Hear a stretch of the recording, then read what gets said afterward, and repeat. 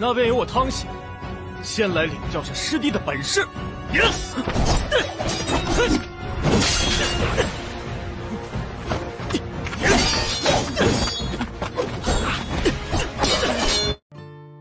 Halo semuanya, apa kabar kalian semua?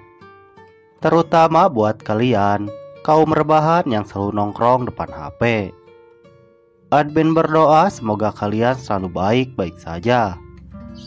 Kali ini admin akan melanjutkan cerita Donghua yang berjudul Jutian.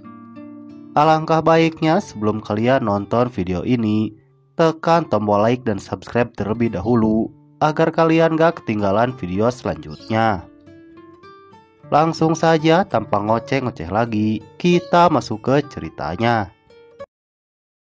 Cerita dilanjutkan dengan Lin Fei yang terbangun dari tidurnya, yang mana dia telah dibantu oleh gurunya untuk mengatasi iblis hati. Kemudian Luo Shenxiao menugaskan Lin Fei untuk mencari pedang leluhur, dengan catatan dia harus lulus ujian di kompetisi warisan sejati. Mengetahui kalau dirinya terluka saat melakukan penyerapan sebelumnya, Lin Fei lalu menemui Song Yang dan menyuruhnya untuk membeli obat yang dia perlukan. Setelah menunggu cukup lama, Song Yang pun datang dengan obat yang dipesan oleh Lin Fei. Song Yang juga langsung menyiapkan obat itu untuk Lin Fei. Song Yang juga memberikan obat yang dia buat sendiri. Saat mencium aroma obat itu, dia langsung menutup hidungnya. Tapi karena dia menghargai niat baik Song Yang, Lin Fei pun meminum obat itu. Keesokan harinya terlihat Song yang sedang berlatih dengan pedangnya. Melihat gerakan Song yang berantakan, Lin Fei pun menghampirinya untuk mengajarinya teknik berpedang.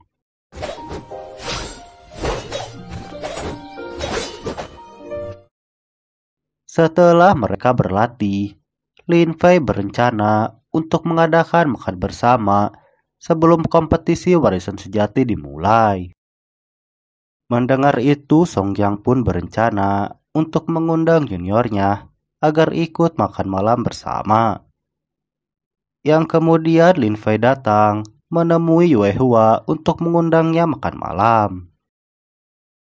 Malam harinya terlihat semua murid puncak giok yang sudah berkumpul di kediaman Lin Fei. Terlihat Lin Fei yang sedang menyiapkan makanan untuk dihidangkan. Terlihat kalau mereka semua sangat menikmati makanan yang ada di meja. Namun pada saat yang sama, datang Luo Shenxiao yang menemui mereka semua. Yang kemudian dia pun ikut makan bersama dengan semua muridnya. Sebelum mereka semua pergi, Luo Shenxiao pun menuangkan minuman kepada semua muridnya, dan mereka pun minum bersama-sama. Di sisi lain terlihat Tang Tiandu yang sedang berlatih dengan menghancurkan semua batu yang ada di sekitarnya. Dia juga mengatakan jika dirinya akan menghancurkan semua murid puncak giok.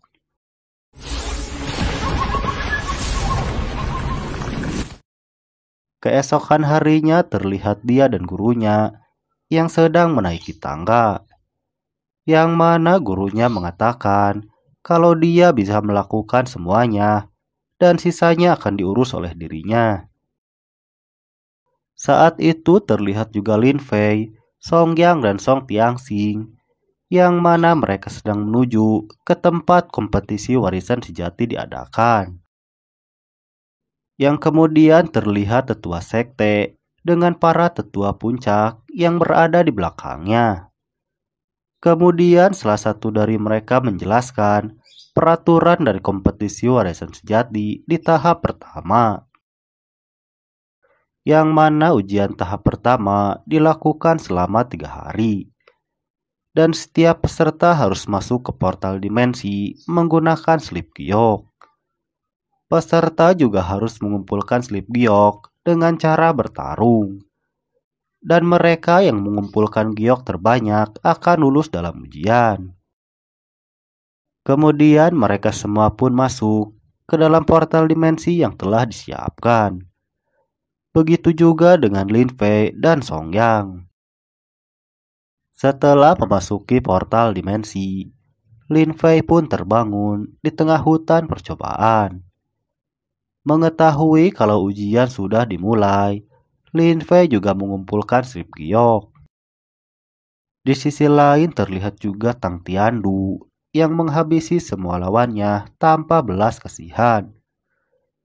Sebelum itu dia menanyakan murid puncak giok kepada setiap orang yang dia temui.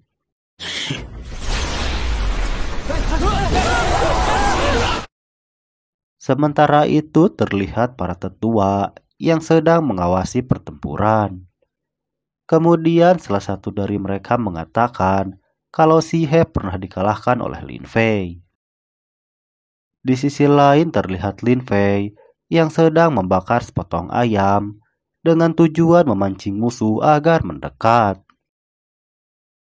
Sampai ada musuh yang terpancing dengan asap yang dibuat oleh Lin Fei. Akan tetapi dia bisa dikalahkan dengan mudah oleh Lin Fei. Sementara Song Yang sedang melawan seorang wanita. Melihat Song Yang kewalahan, Lin Fei pun lalu memberinya saran, sehingga membuat wanita itu menjadi kesal. Sampai pada akhirnya, Song Yang pun bisa mengalahkan wanita itu. Malam harinya Lin Fei didatangi oleh 3 peserta, yang mana salah satunya adalah teman wanita yang dikalahkan oleh Song Yang. Setelah itu Lin Fei pun bertarung dengan salah satu dari mereka bertiga.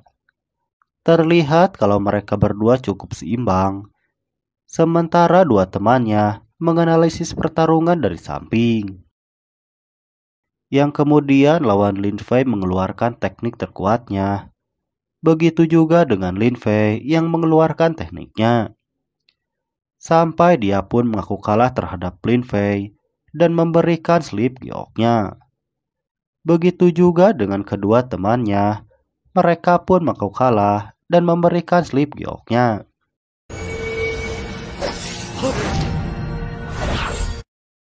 Sementara itu Qiu Yuehua sedang duduk di sebuah tebing.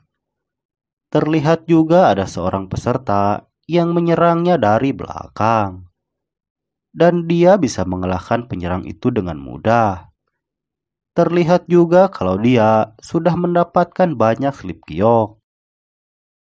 Keesokan harinya Lin Fei dan Song Yang pergi dari gua dan menuju ke tempat yang baru.